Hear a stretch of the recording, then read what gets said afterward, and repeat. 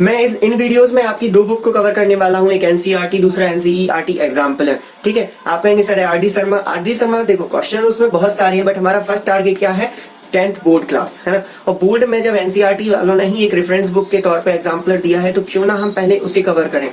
ये अश्योर्ड है कि आपका अप्रॉक्स 80% पेपर जो है वो इन दोनों बुक्स से ही तैयार होता है। बाकी बचता है 20%, तो 20% की कोई गारंटी नहीं होती वो कहाँ से होगा। पहली बात, पेपर होगा आपकी बुक से, आपके सिलेबस से।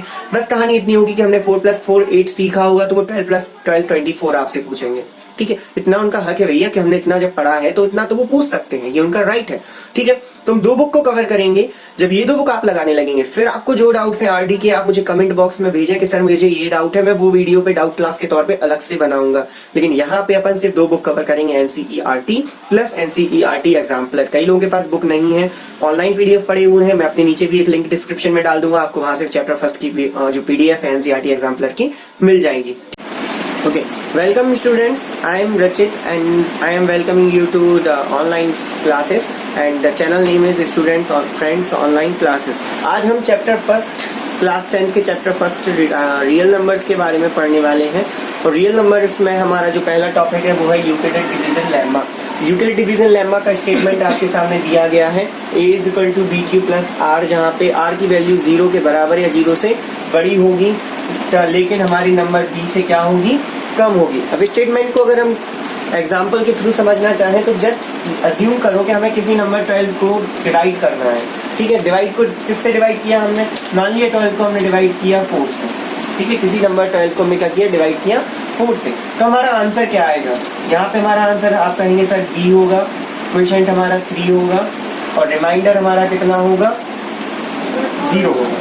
अब आपने कहा ये क्या लिखा सर आपने, तो ये मैंने वही लिखा है जो आप पहले पढ़ के आए हैं, क्या, dividend is equal to divisor into quotient plus remainder. इस फॉर्म में मैं सभी को लिख रहा हूँ। 12 के बाद अगर हम बात करें, कौन नंबर लेते हैं, 13 को 4 से डिवाइड करने पे क्या लिखा जा सकता है, +1। इसके बाद 14 की बात करें तो 14 को क्या लिखा जा सकता है, +2 के फॉर्म में लिखा जा सकता है। एंड 15 को क्या लिखा जा सकता है, 4 × 3 + 3 के फॉर्म में लिखा जा सकता है। 16 को हम लिखना चाहें तो ये लिख सकते हैं। ठीक है, अब यहाँ पे आप एक बात नोटिस कर रहे हो कि जो हमारा रिमाइंडर है, रिमाइंडर फ्लक्चुएट हो रहा है। सबसे पहले 0 था, उसके बाद 1 आ गया, फिर 2 आया, फिर 3 आ गया और फिर से क्या आ गया, 0। मतलब रिमाइंडर हमारा 4 तो आया ही नहीं, वापस से 4 तो नहीं मिला। इसी को हम जब शॉर्ट फॉर्म में लिखते हैं, समराइज फॉर्म में लिखते हैं, तो उसे ही लेम्मा का क्या कहा जाता है, स्टेटमेंट कहा जाता है। तो इसको हम शॉर्ट फॉर्म में कैसे लिख सकते हैं, तो हम इसको कैसे लिख सकते हैं, हमने किसका डिवाइड किया था, किसी एक नंबर इंटीजर 12 मान लिया, कोई एक इंटीजर है जिससे डिवाइड किया था। किस नंबर से डिवाइड किया था, तो हमने b की जगह पे क्या लिखा, माना 4 से डिवाइड किया था।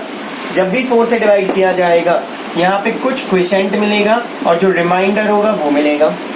जहाँ पे रिमाइंडर की वैल्यू क्या होगी, तो रिमाइंडर की वैल्यू हमारी 0 से बड़ी होगी, बट 4 से हमेशा क्या होगी, छोटी होगी। 4 भी नहीं होगी, 4 से हमेशा क्या होगी, छोटी होगी। और इसी को हम यूक्लिड लेम्मा कहते हैं। लेम्मा का यूज कहाँ होता है, तो लेम्मा का यूज हम कई सारी जगहों पे करते हैं। एचसीएफ फाइंड करने के लिए भी हम लेम्मा का यूज करते हैं, जो कि आपकी फर्स्ट एक्सरसाइज के क्वेश्चंस हैं। फर्स्ट एक्सरसाइज में हम एचसीएफ निकालेंगे लेम्मा के यूज से। लेम्मा क्लियर है, लेम्मा ज्यादा कुछ टफ काम नहीं है। लेम्मा आपका यही है, डिवीजन जो हमने पहले पढ़ा ना, division equal to divisor into quotient plus remainder, this is called the lemma. ठीक है, this is called the lemma, Euclid lemma division. Is it clear? बात करते हैं कुछ क्वेश्चंस की। ये तो थ्योरी है, कुछ क्वेश्चंस देख लेते हैं, क्वेश्चंस क्या होते हैं। ठीक है, तो हमारा फर्स्ट क्वेश्चन क्या दिया गया है, फर्स्ट क्वेश्चन है use Euclid division algorithm to find the HCF of given number. हमें क्या करना है, नीचे जो नंबर दिया गया है उसके लिए डिवीजन एल्गोरिथम का यूज करना है और हमें क्या निकालना है, एचसीएफ हमें निकालना है। तो हमारा फर्स्ट क्वेश्चन है, क्वेश्चन क्या था, हमें इन डिजिट्स का एचसीएफ फाइंड करना था। एचसीएफ फाइंड करने के लिए हम किसका यूज करेंगे, यूक्लिड लेम्मा का यूज कर रहे हैं। यूक्लिड लेम्मा के अकॉर्डिंग अगर हमें एचसीएफ फाइंड करना है तो सबसे पहला काम हमें क्या करना है, इन दोनों का डिवाइड। हमने क्या किया, 255 में डिवाइड किया, कितने से, 867 में डिवाइड कर दिया 255 से। ठीक है, जब हम इसका डिवाइड करेंगे तो यहाँ पे कितना आएगा, 3 आएगा और नीचे रिमाइंडर कितना आएगा, 102। डिवीजन हमें करने की जरूरत तो नहीं है, आपको सभी को आता है। ठीक है, अब हम इसको किस फॉर्म में लिखेंगे, यूक्लिड लेम्मा के फॉर्म में लिखेंगे। तो यूक्लिड लेम्मा में क्या होता है, dividend equal to divisor into quotient plus remainder. तो हमने यहाँ से लिख दिया dividend equal to divisor into quotient plus remainder. आगे बढ़ते हैं, तो यहाँ से हम आगे बढ़ते हैं और तो हमने फिर क्या करेंगे, जब हमारा एचसीएफ निकालना है तो इसको कंटिन्यू डिवीजन मेथड भी कहते हैं। कंटिन्यू हम क्या करते जाएंगे, डिवीजन। अब यहाँ पे जो ये डिजिट आई ना, हम इसको लिखेंगे और इसमें डिवाइड कर देंगे किससे, रिमाइंडर से। हम इसमें क्या करेंगे, डिवीजन। जब रिमाइंडर से डिवीजन करेंगे मतलब हमें 102 से डिवाइड करना है, किसमें, 255 में हमें डिवाइड करना है।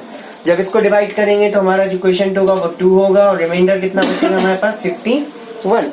यहाँ पे हमने लिख दिया इस फॉर्म में, ये स्टेप आ गया। ये प्रोसेस कब तक करनी है, ये प्रोसेस हमें तब तक कंटिन्यू करनी है जब तक कि हमारा रिमाइंडर 0 नहीं आ जाता। हमारा जो रिमाइंडर है वो 0 ना आ जाए। एक बार जैसे ही रिमाइंडर 0 आया, हम प्रोसेस को ब्रेक करेंगे और लास्ट डिजिट जिससे डिवाइड करा है, ठीक है, जिससे भी हमने लास्ट में डिवाइड किया, मतलब इसमें अभी हमने किससे डिवाइड किया, 51 से, तो लास्ट जिससे डिवाइड किया है वही हमारा क्या होगा, आंसर होगा। तो 51 इज अवर एचसीएफ। हमारा एचसीएफ कितना होगा, 51। Is it clear?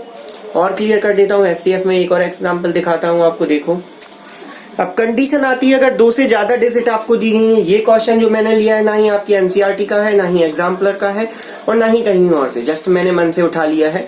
तो अब हम पता करते हैं इन तीनों के बीच का एचसीएफ क्या होगा। हमें क्या पता करना है, what will be the HCF of these 3 digits. यहाँ पे हम क्या करेंगे, सबसे पहले कोई भी 2 डिजिट्स का एचसीएफ फाइंड करेंगे, फिर हम तीसरी डिजिट को अप्रोच करेंगे। तो सबसे पहले हम पता कर लेते हैं 30 एंड 40 के बीच का क्या, एचसीएफ। तो कैसे निकालना है, वही तरीका है। हम 40 में डिवाइड करेंगे 30 का, 30 से डिवाइड किया तो कितने टाइम जाएगा, हमें पता है 31 जा 30 टाइम 1 टाइम, एंड रिमाइंडर कितना होगा हमारे पास, रिमाइंडर होगा हमारा 10। नाउ रिमाइंडर का डिवाइड किसमें करना है, इसमें। तो हमारे पास यहाँ लिखेंगे अब हम क्या, 30 जिससे डिवाइड किया था, डिवाइड कितने से करना है हमें, 10 से। कितने टाइम्स जाएगा, तो 10 3 जा 30, रिमाइंडर 0। हमारा यहाँ रिमाइंडर 0 हो गया ना, तो 30 एंड 40 का एचसीएफ कितना होगा, 30 एंड 40 का एचसीएफ होगा लास्ट जिससे हमने डिवाइड किया था 10। क्लियर है? अब जब 1 आ गया ना, इसी का यूज करेंगे हम दूसरी डिजिट, लास्ट डिजिट के लिए। हम किसके बीच में निकालेंगे, 10 और 50 के बीच में निकालेंगे। हम किसका एचसीएफ निकालेंगे अब, 10 एंड 50 का। चेक करेंगे कि ये एचसीएफ क्या होगा। तो इसका एचसीएफ हम कैसे निकालेंगे, वही काम 50 में हम डिवाइड करेंगे कितने का, 10 का। How many times it will go, 5 times. Remainder is equal to 0। Remainder 0 आया, what will be the HCF. तो लास्ट डिवाइड हमने किससे किया था, 10 से। तो इसका एचसीएफ कितना आया, 10। हम सभी जानते हैं कि एचसीएफ कितना होता है इन तीनों का, 10। या आप और मेथड्स का यूज कर सकते हो, जैसे प्राइम फैक्टराइजेशन मेथड जो हमने पहले पढ़ी है, आप उन मेथड का यूज करके इसको रीचेक कर सकते हैं। एचसीएफ निकालना सभी से बनने लगा होगा, ज्यादा जाने की जरूरत नहीं, इतना ही हमारा काफी है एचसीएफ। आगे बढ़ते हैं सेकंड क्वेश्चन की तरफ जो आपके एनसीईआरटी से है। देखो ओके, तो मूव करते हैं हम सेकंड क्वेश्चन की ओर। सेकंड क्वेश्चन हमारा है, सो करो कि कोई भी एक पॉजिटिव इंटीजर 6q + 1, 6q + 3 या 6q + 5 के फॉर्म में हीप शो कर सकते हैं। मतलब अगर हम कोई पॉजिटिव इंटीजर लिखना चाहें तो इन 3 फॉर्म के अलावा और किसी में शो नहीं होता है। यहाँ पे आप सोचेंगे सर हमें कैसे पता चलेगा कि यहाँ पे यूक्लिड लेम्मा का यूज करना है या किसी और सॉल्यूशन मेथड का यूज करना है, कैसे पता चले। तो पहली बात, आपको जिस फॉर्म की रिक्वायरमेंट है ना, 6q + 3, 6q + 1, 6q + 3 and 6q + 5, तो ये जो फॉर्मेट है ना, ये फॉर्मेट ही आपका किसका है, लेमा का फॉर्मेट है। इस फॉर्मेट की क्वेश्चन आपको पूरी एनसीईआरटी के किसी अदर चैप्टर में नहीं मिलेंगे। तो सिंपल सा पहचानने का तरीका जो फॉर्मेट है, इससे पता चल जाएगा ये यूक्लिड लेमा से सॉल्व करना है। अब यूक्लिड लेमा का स्टेटमेंट क्या होता है, तो हमें पता है यूक्लिड लेमा का स्टेटमेंट होता है A = BQ + R, वेयर, ये बार बार क्यों लिख रहा हूं मैं, ताकि आपको ये यही याद हो जाए, आपको बार बार अलग से याद करने की जरूरत ना हो। ये मैंने पिछली वीडियो में भी कहा था, मैं कई चीजें रिपीटिव करता हूं बिकॉज आपको यही कंप्लीट कराने के लिए। अब यहाँ पे ए क्या है, कोई भी एक इंटीजर है। ए क्या है हमारा, कोई भी एक इंटीजर है, पॉजिटिव इंटीजर है, हमें पता भी। देखो और पॉजिटिव ऑड इंटीजर करना है, तो ये हमने एक इंटीजर ले लिया। यहाँ पे हम बी की वैल्यू क्या लेंगे, तो बी की वैल्यू हम इसी फॉर्मेट से चेक करेंगे कि क्या मिल रही है। तो हमें दिख रहा है, देखो फॉर्मेट कंपेयर करने पे बी की वैल्यू कितनी है, 6। तो हम सीधा सीधा काम करेंगे, बी की वैल्यू क्या ले लेंगे, 6। तो हमें पता चला इससे आर की वैल्यू क्या हो सकती है, तो आर की वैल्यू हमारी 0, 1, 2, 3, 4 या 5 हो सकती है। मतलब किसी भी नंबर में डिवाइड करने पर रिमाइंडर 0, 1, 2, 3, 4, 5 हो सकते हैं, इसके अलावा और रिमाइंडर नहीं होंगे। हमने अभी चेक किया था और स्टेटमेंट से भी पता है कि 0 से के बराबर या 0 से बड़ा होगा और b से हमेशा छोटा होगा, है ना। इतने केसेस हो सकते हैं। अब पॉजिटिव इंटीजर कितने टाइप का आ सकता है, अगर हम इस फॉर्मेट की बात करें तो इसके अकॉर्डिंग पॉजिटिव इंटीजर इतने टाइप्स में हमें मिल सकता है, इतने पैटर्न्स में हमें मिल सकता है। कौन कौन से? पहला, या तो वो 6q प्लस 0 के फॉर्म में होगा, या फिर वो 6q प्लस 1 के फॉर्म में होगा, या 6q प्लस 2 के फॉर्म में होगा, 6q प्लस 3 के फॉर्म में हो सकता है, 6q plus 4 and 6q plus 5 के फॉर्म में हमारा कोई भी इंटीजर हो सकता है। इनमें दोनों शामिल हैं, ये पॉजिटिव भी शामिल कर लिए और सॉरी ऑड भी शामिल कर लिए और इवन भी। हमें सिर्फ ऑड का पता करना है, लेकिन हमने दोनों शामिल करके लिख लिए कि इतनी पॉसिबल कंडीशंस हो सकती हैं। These are all possible condition. कोई भी नंबर इतने टाइप से शो हो सकता है, ठीक है। Many possibilities are there are 6 possibilities. इनको चेक करना शुरू करें, इनको रेडिफाई करना स्टार्ट करेंगे तो हम इसको क्या करेंगे, फैक्टराइज करेंगे। हम यहाँ से अगर इसकी बात करें, सबसे पहले हम इसकी बात करते हैं, तो ये कितना लिखा हुआ है 6q, तो 6q के हम क्या 2 into 3q लिख सकते हैं। आप कहेंगे हाँ सर इसको लिखा जा सकता है, 2 into 3q शो किया जा सकता है। हमें पता है अगर किसी की का भी फैक्टर 2 हो तो वो क्या कहलाता है, इवन। ये हमारा पहला नंबर क्या है, even. Because it is divisible by 2 then we can say that it is a even. अब इसकी बात करें, हम सेकंड वाले की बात करें, तो क्या सेकंड में से हम कुछ भी कॉमन निकाल सकते हैं, यहाँ से हम कुछ भी कॉमन ले सकते हैं, इसको फैक्टर कर सकते हैं क्या? आप कहें नहीं, कुछ भी कॉमन नहीं आ रहा। इसका फॉर्मेट क्या आ रहा है, 6q प्लस 1 का ही फॉर्मेट है, कुछ भी कॉमन नहीं है। जब 2 कॉमन नहीं है तो ये क्या होगा, हमारा ऑड होगा, श्योरली ऑड होगा। सेम आगे बढ़ते हैं, हम यहाँ से 2 कॉमन ले सकते हैं, यहाँ पे आ सकता है 3q प्लस 1। ये क्या है हमारा, 2 कॉमन आ गया ना, तो इट्स अ इवन। इसमें बात करें तो कुछ कॉमन नहीं आ रहा, तो ये क्या होगा, ऑड। और यहाँ पे बात करें तो यहाँ पे हमारा 2 कॉमन आ सकता है, अंदर क्या बचेगा हमारे पास 3q प्लस 2। यहाँ भी 2 बाहर आ चुका है, तो it's the even. And last one is odd. तो हमें क्या पता करना था कि इवन कितने फॉर्म है और ऑड कितने, तो ऑड कितने फॉर्म में दे सकते हैं। So we can say that, so odd integer can be, odd integer क्या क्या हो सकते हैं, देखो एक तो हो सकता है 6q प्लस 1, दूसरा हो सकता है हमारा क्या, यहाँ से देखो 6q प्लस 3, 6q प्लस 3, और थर्ड हो सकता है 6q plus 5। This will be your solution. Easy, ज्यादा कुछ परेशान नहीं होना है। सबसे पहले हमारा जो मेन है ना टारगेट, वो है बी को हिट करना।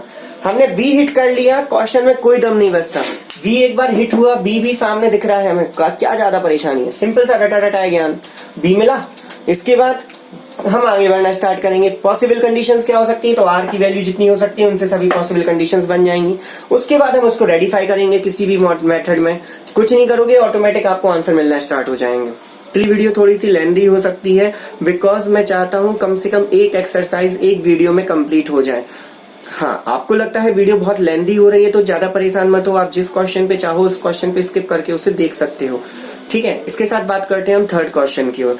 थर्ड क्वेश्चन में आपको क्या कह रहा है, थर्ड क्वेश्चन में आपसे कह रहा है कि एक आर्मी बटालियन है, आर्मी की कुछ कंटेनमेंट है जिसमें कुछ मेंबर्स हैं। तो हमने मान लिया ये हमारे कुछ मेंबर्स हैं, एक बटालियन के लिए लाइन लगा देता हूँ मैं, ये हमारे आर्मी के बटालियन के मेंबर्स हैं, जो कि आपको कितने दिए गए हैं, 616 मेंबर्स आ गए हैं। टोटल कितने मेंबर्स हैं यहाँ पे, 616 मेंबर्स हैं। इसके पीछे एक मार्च बैंड चल रहा है। आपने जो रिपब्लिक डे है वहां की परेड देखी होगी, आगे मार्च क्या चलता है, बैंड चलता है, और पीछे से पूरी बटालियन क्या करती है, मार्च करती है। सेम कहानी यहाँ है, इसके पीछे एक बैंड चलना है। बैंड की जो मेंबर्स है वो कितने हैं, 32 मेंबर्स हैं बैंड में। हमें बताना है कि इनको कितने कितने की रो में अरेंज करें कि हमारा कोई भी सोल्जर एक्स्ट्रा ना रहे। क्वेश्चन के अकॉर्डिंग हमें क्या करना है, ना एक लाइन में अरेंज करना है। हमें बताना है how many numbers of row we can arrange so that not any single person be left it, सभी क्या हो, इक्वली अरेंज्ड हो जाएं। जब भी ऐसा क्वेश्चन आता है तो आपके पास दो केसेस होते हैं। पहला केस होता है या तो एलसीएम निकालो या फिर एचसीएफ निकालो।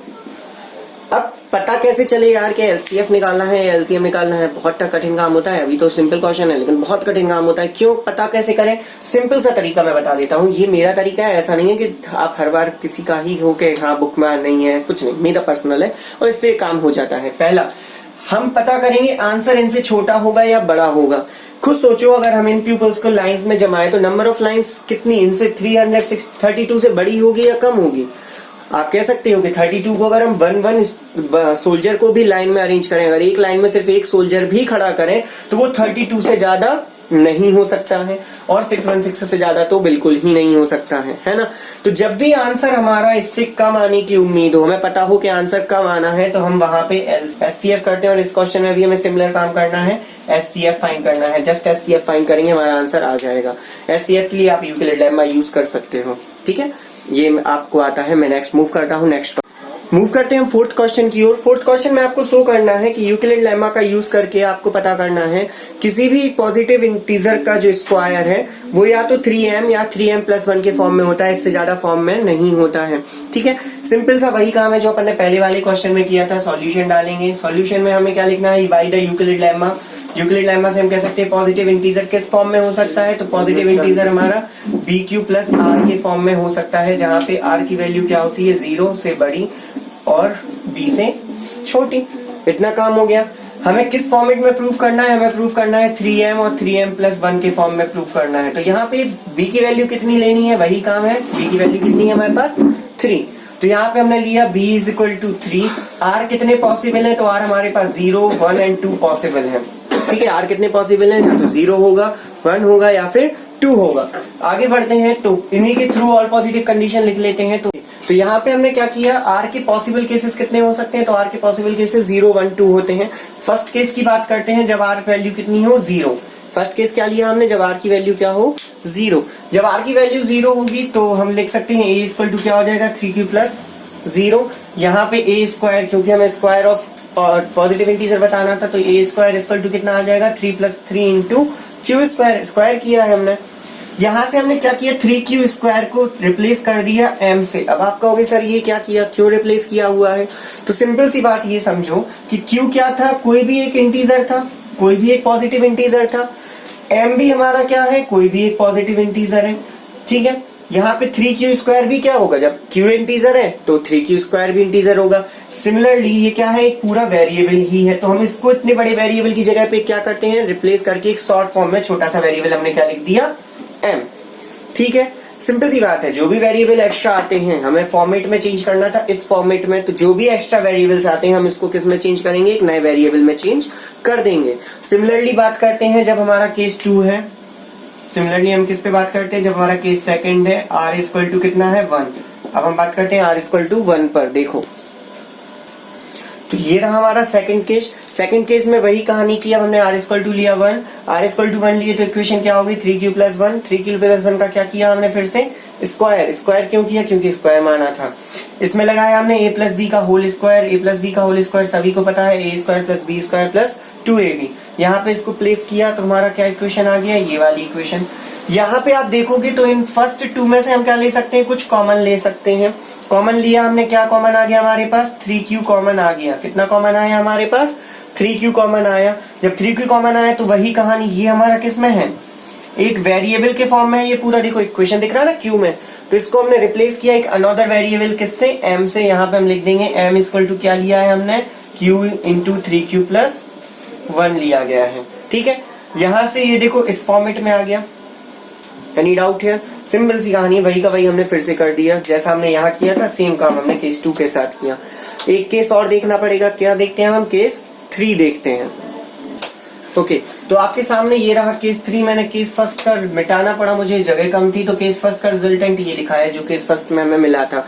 केस 3 में बात करते हैं, तो केस 3 में हमने R = क्या लिया हुआ है, 2। मैं इसको ओवरराइट कर रहा हूँ, तो जिसको भी स्क्रीनशॉट लेना है वो अभी लेते जाना, ठीक है। तो केस 2 थर्ड की बात करें तो R = क्या आया हमारे पास, 2। R = 2 रखा तो हमारी इक्वेशन क्या आ गई, 3Q + 2 के फॉर्म में आ गई। यहाँ पे हमने स्क्वायर किया तो A + B का होल स्क्वायर अगेन लगाया।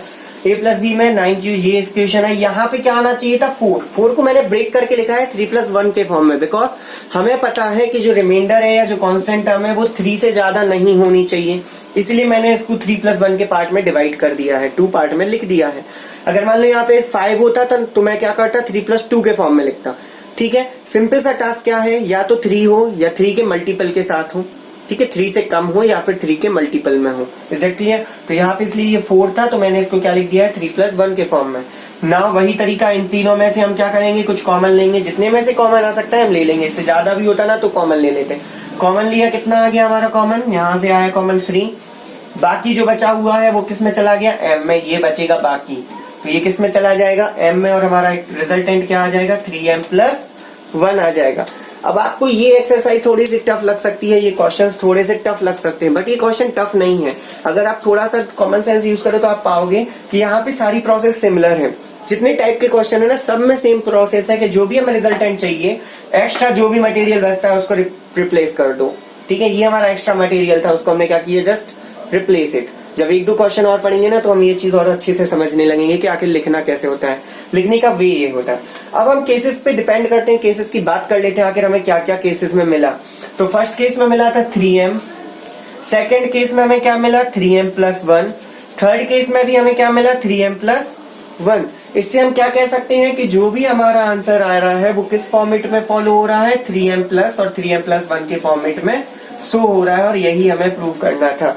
लास्ट लाइन हम यही लिखेंगे, so we can state that all positive integer can be in the square of all positive integer can be in the form of 3m or the 3m+1।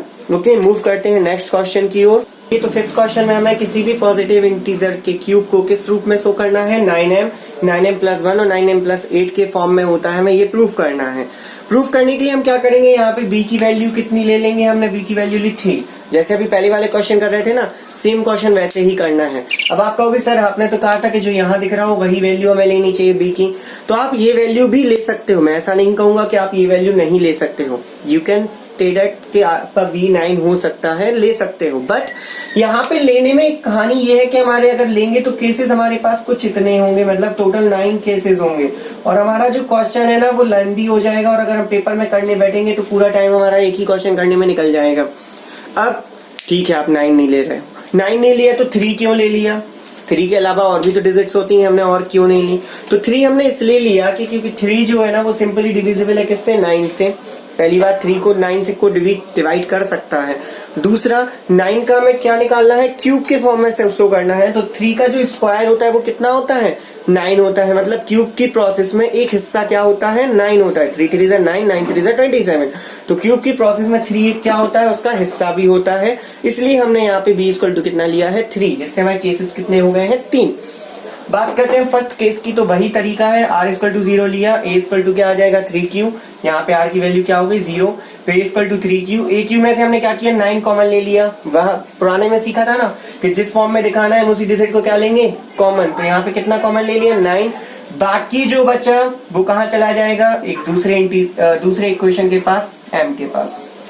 Clear, okay. बात करते हैं हम second case की, तो second case हमने क्या लिया है, r = 1, ठीक है। r = 1 में हमारा जो केस हुआ ये हुआ, इस पे क्यूब का फॉर्मूला लगाया, तो हमने यहाँ पे फॉर्मूला कौन सा अप्लाई किया है, a+b का होल क्यूब।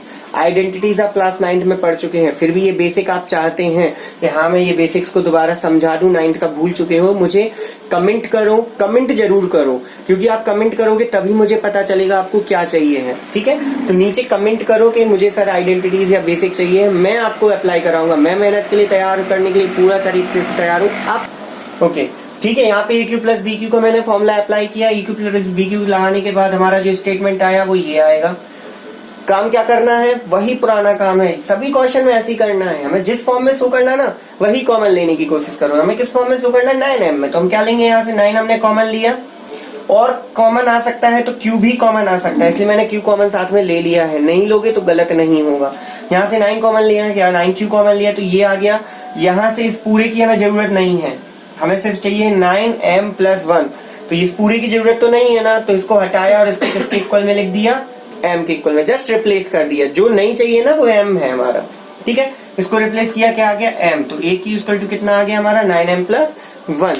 दोनों केसेस हो गए, दोनों केसेस के मैं रिजल्टेंट यहाँ लिख दे रहा हूँ, फिर इसको इरेज करके थर्ड केसेस पे। ओके, तो ये रहा हमारा थर्ड केस। थर्ड केस में हमने लिया वही कहानी फिर से दोहराई, यहाँ पे AQ + BQ का फॉर्मूला लगाया, ये हमारा फॉर्मूला आ गया। इसमें हमने क्या किया, इतनी डिजिट्स में से कॉमन ले लिया 9q, क्योंकि 9q के फॉर्मेट में ही शो कर रहे थे, तो 9q कॉमन लिया। अंदर क्या बचा हमारे पास, ये पूरा मटेरियल। इस पूरे मटेरियल को इक्वल टू में हमने किसके ले लिया, तो इसको इक्वल में हमने ले लिया किसके, m = के फॉर्मेट में ले लिया। यहाँ पे लास्ट में 8 बचा है तो 8 लिख दिया। तो हम कह सकते हैं हमारे थर्ड केस का क्या आया, थर्ड केस आया 9 + 8, 9m + 8। ठीक है, इसी के साथ हम कह सकते हैं कि हमारा कोई भी पॉजिटिव इंटीजर अगर हम उसको सॉल्व करें और उसका क्यूब निकालें तो क्यूब उसका जो है वो किस फॉर्मेट में आ सकता है, 9m 9m+1 9m+8 के फॉर्म में हो सकता है। लास्ट लाइन सिर्फ आपको इतनी ही लिखनी है, a positive integer can be in this form. इसके साथ एनसीईआरटी के साथ हमारा चैप्टर फर्स्ट की फर्स्ट एक्सरसाइज कंप्लीट होती है। मैं इस वीडियो को यहीं खत्म कर रहा हूँ। नेक्स्ट में हम डिस्कस करेंगे 1.2 के बारे में। साथ में अब बात करोगे एनसीईआरटी एग्जाम्पलर। तो अगर आपको चाहिए है कि हाँ सर एनसीईआरटी एग्जाम्पलर के क्वेश्चन समझाते जाओ तो मुझे कमेंट कर दो। मैं इसके साथ एक और प्लेलिस्ट बना के सिर्फ एनसीईआरटी एग्जाम्पलर पे बात करूंगा। उसमें थ्योरी कुछ नहीं दूंगा, सीधे क्वेश्चन आंसर उठा के बात करूंगा। ठीक है, एनसीईआरटी की 1 point exercise over. Next exercise next video, stay tuned. तो मेरे वीडियो को लाइक करो, शेयर करो एंड मेरे चैनल को सब्सक्राइब कर दो। सब्सक्राइब के लिए क्या करना है, नीचे वीडियो पे आपको ये दिख रहा होगा, जस्ट यहाँ पे आपको सब्सक्राइब बटन पे क्लिक करना है। इस पे जैसे ही क्लिक करोगे मेरा चैनल सब्सक्राइब हो जाएगा। तो मिलते हैं नेक्स्ट क्लास में। Thank you.